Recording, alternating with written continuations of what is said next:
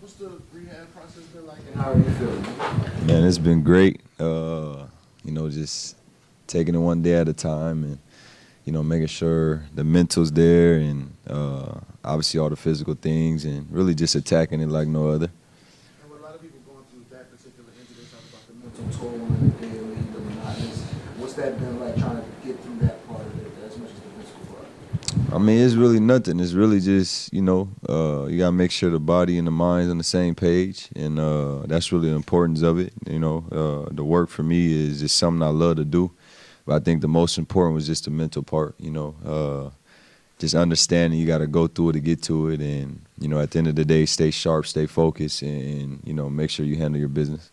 Are you ahead of where you thought you would be or about where or behind? Nah, for sure. I mean, since April to today, I've been going 6 days a week, twice a day, and just alternating, pool and on court, but in the training room and the weight room every single day, and just taking my time, man, but having fun with it, trying to, turn the negative into a positive, and it's been just that. So, I've been having fun, just seeing the progression, knowing that day that it all happened and, I just couldn't walk and couldn't feel my calf and, it was a new thing and it was a challenge, but, I accepted it and, I'm just continuing to stay on the right road. Turning a negative to a positive, that's kind of been your whole story, I guess. How much has what you went through helped you with this? I mean, it's beautiful. I mean, everything, just my whole life, even, just the past recently, like just reflecting on everything. I just feel like when you go through so much and a man like myself that believe in God, everything happens for a reason. And, everything I went through, is for a reason. And I just think, I'm going to come out on top and it would all make sense, later down the road. Dejounte, can you give us a window into where you are in your rehab process, like what you're at and what lays ahead still for you to do, like what challenges, what you have to get past, hurdles and stuff? I mean, what you mean by that? Well, I just mean in the process, right? Achilles injury, any kind of severe injury, there's so many hurdles. You got to take one step at a time. But I was just curious, like where you are in that rehab process. Like, are you running, jumping? I mean, what kind of restrictions are still on you? I could run 10 down and backs in probably 57 seconds. And this is just from all the work, you know what I'm saying? I think I could beat a lot of guys one-on-one right now, if I'm just being honest with you. And that's just the confidence, that's the work I've been doing, like I said, 6 days a week, twice a day. But the beauty of it is, there's no rush. I don't feel rushed by nobody. Everybody's on board. And like I said, I'm just having fun. I found that joy, that happiness, in life. And then also, most importantly, what I love to do, which is basketball. So, for me, I'm really just having fun each and every day in the weight room, on the table, and obviously on the court. Dejounte, happy belated. What did you learn from being 28? What I learned from being 28? First of all, thank you. Appreciate you. Man, I'm somebody that's just open-minded, I feel like I can learn from people younger than me, older than me, the same age as me. I'm not that guy that think I know everything. So, I'm always just trying to be a sponge to learn and growing and maturing as a person, a father, and basketball player, and all those sorts of things. So I can't just say one thing. Every day I'm trying to just be better each and every day. You do bring a leadership quality to the court that I think was sorely missed last season. How important is being that leader on the court, being that veteran, especially with the young rookies coming in, first-round rookies with a ton of confidence, and without CJ now, with him being gone, how important is that to really be the vocal guy, be the leader on the court, not just physically playing the game, but keeping everybody in line?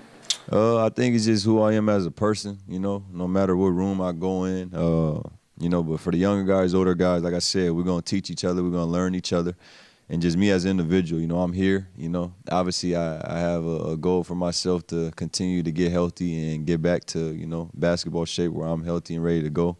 But besides that, I'm here to support the guys, training camp, practices, games, film, and just being that support system for them, telling them what I see and where they could be better and, even them helping me, because like I said, I'm around, I'm going to be here and I'm going to be supporting them. So, you just got to go through it. Attack each day. Don't look in the past. Don't look ahead, just try to attack today. And that's about it. Point, adding adding veterans like Jordan Poole, like Looney, guys that have won championship, how valuable do you think that is, and how needed do you feel like that was from seeing what it was last year?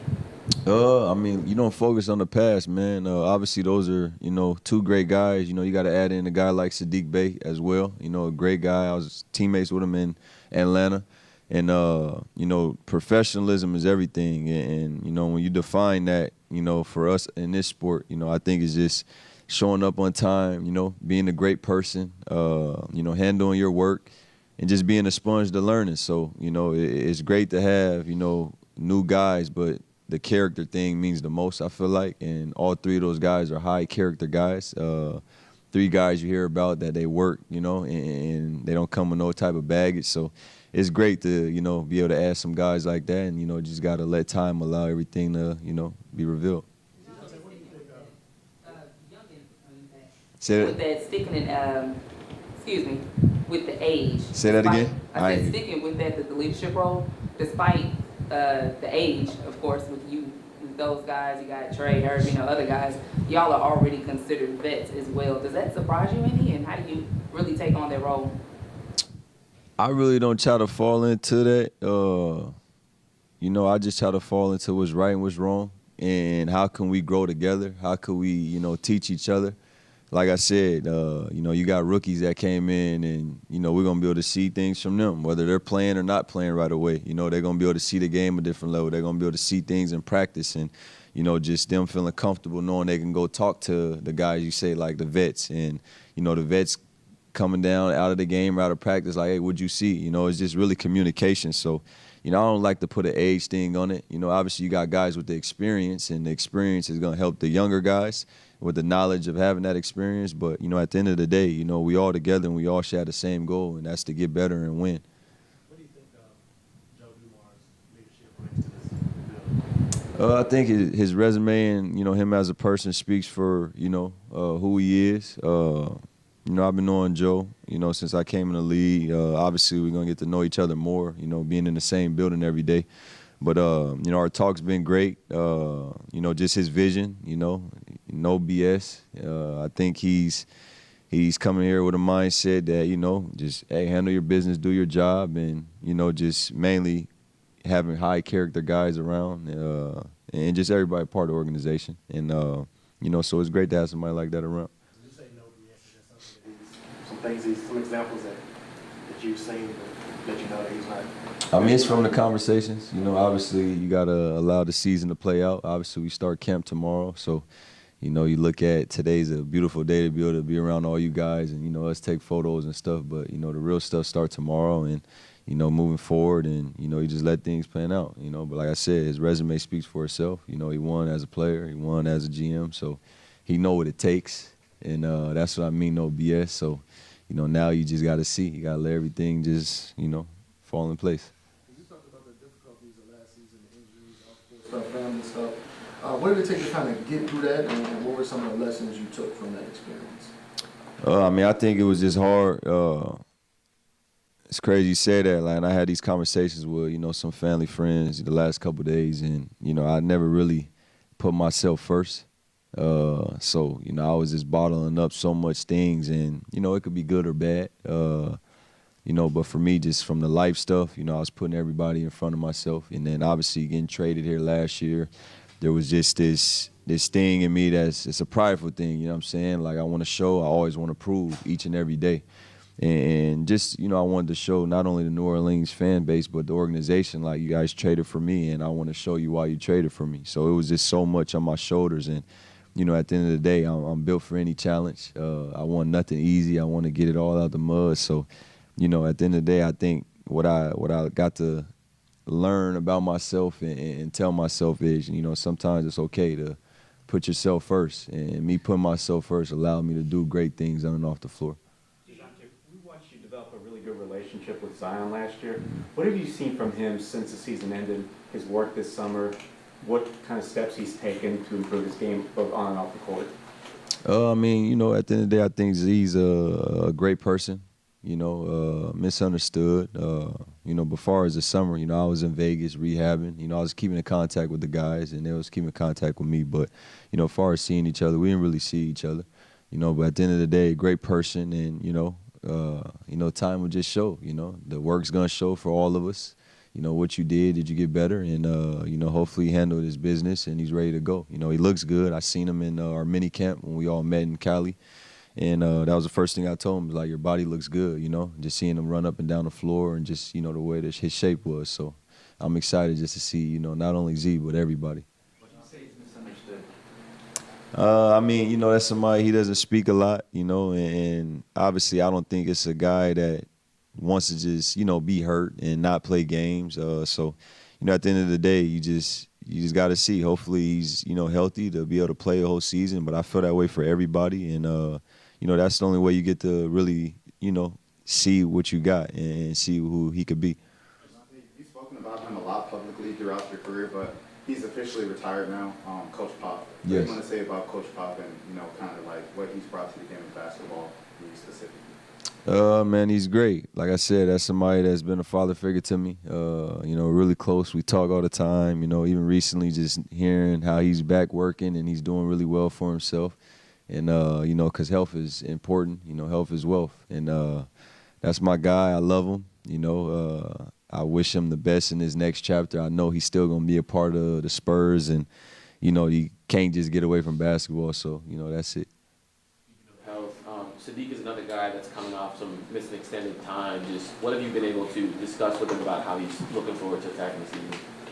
Man, just attacking each and every day. That's a guy that works, though. He loved the process. I feel like when you're around guys or you see guys that, they love the game before the game rewarded them. And what I mean by that is just you just fell in love with the game. You fell in love with just working and earning everything. And, Sadiq Bey is a guy that stands for that. And when you say his name, that's the definition of that. So, I'm just excited because I remember when he, tore his ACL versus the Pelicans when we was in Atlanta.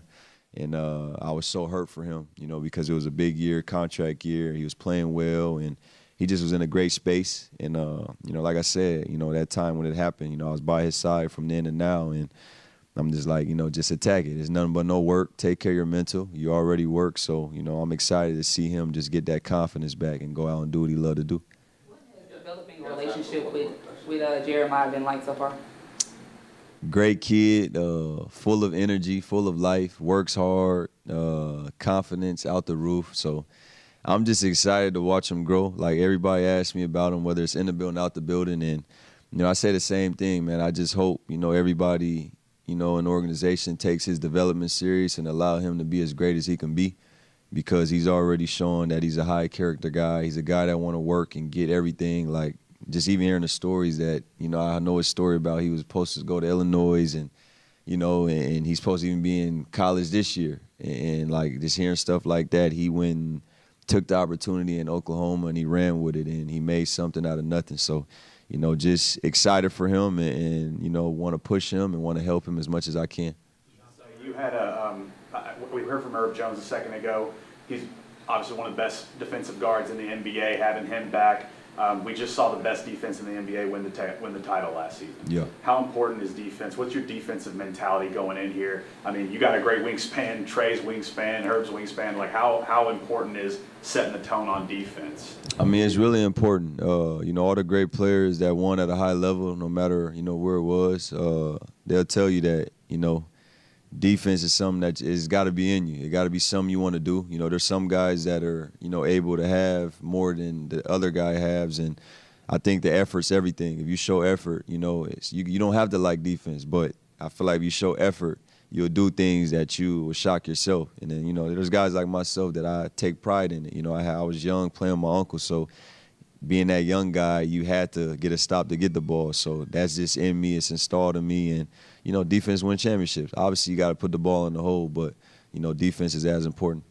You feel like you and the org are on the same page regarding your needs? I know this summer you talked about maybe some miscommunication in regards to your rehab or whatever you may have needed. You feel like you've had those conversations and you're working in the same direction now? I mean, even that, that was just me sharing my experience, you know. And at the end of the day, we're professional athletes, and we deserve the best. But we also got to put the work in and be professionals. You know, the professionalism word that I just said. And you know, even on that, there's a lot of great people around this building. I think it was so much going on, and it's okay. You know what I'm saying? Like, people got to understand that everything's not going to be peaches and cream. And, you know, just being on the same page and everybody getting what they need is the only way to allow you to grow and go in the right direction. So, you know, everything's been great, you know. Everybody's been a part of my rehab. You know, I'm excited to be here and, you know, show up every day and work and just be a part of the team. So, you know, we move forward, and at the end of the day, I think the most important is being on the same page, everybody. You have a big mind when you want to get back? I'm working, man. I'm working. Yes, sir. In terms of being on the same page, when one front office moves aggressively, bring you in, make you a centerpiece, sees you as their solution, and then one season later they're gone, there's a new front office.